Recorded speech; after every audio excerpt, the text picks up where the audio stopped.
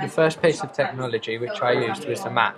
I use this as it has many useful programs on it which I used at a later date, such as Word, iMovie, PowerPoint and Photo Booth, as well as Final Cut Pro. We used iMovie in order to edit our prelim task. We filmed our prelim task on a video camera which, although it was hard to use, it was a lot more simpler than the camera that we used for our final film, which was a Canon SLR 60D.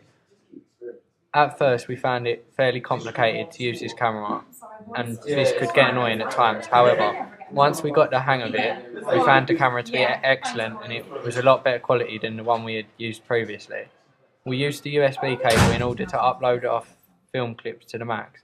We used Microsoft Word numerous times when analysing film openings as well as analysing posters amongst many other things. This allowed our text to be much more organised than if we were to write it straight into our blogs. We used PowerPoint for many of the same purposes. We used it in order to analyse who our audience may be, as well as creating a mood board and a presentation for our focus group. In order to get our work onto our blogs, we had to use the site ScribeD in order to get a link to embed the presentation. We had to create an account in order to use this site. Another form of PowerPoint presentation which we used was a Prezi presentation. On Prezi, which we accessed via Google, I created a presentation about media theories and theorists who created them. I enjoyed using Prezi as it was a way of creating a PowerPoint which was better to look at visually, and I found it very simple to use. We used the program Photo Booth in order to take a picture of things such as our storyboard and initial ideas, which we had done on paper. We also used the recording part of Photo Booth in order to do a vlog of our focus group and an explanation of the production schedule. A further program which I accessed through the Mac was Final Cut Pro. This was very important as I used it in order to edit my final task. Although at first getting used to all the different functions was frustrating, once I got used to it I found the program fairly easy to use. In order to access non-copyrighted music to use for our movie opening, I used the website Freeplay Music. This site was very helpful as it saved loads of time compared to how long it would have taken me if I was to have used the GarageBand program on the Mac. However, it did take some time to find a piece of music which was appropriate for my final film. The final program I used on the Mac was the Safari web browser, which I used to access Google, as well as search for websites such as Art of the Title and Blogger, as well as SurveyMonkey, YouTube, Facebook and Twitter.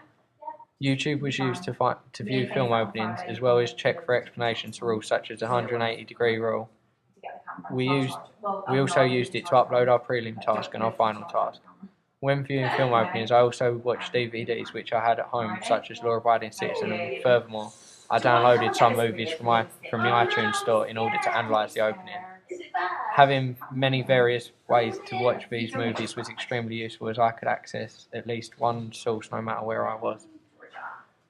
Facebook and Twitter were both used in order to publicise my questionnaires, as well to create interest in both the prelim video and the final task. SurveyMonkey was used to create the questionnaire, which I found very simple to use as the site gives various prompts. Art of the Title was used in order to find some opening titles which I analysed from movies such as Prom Night and a couple of other films.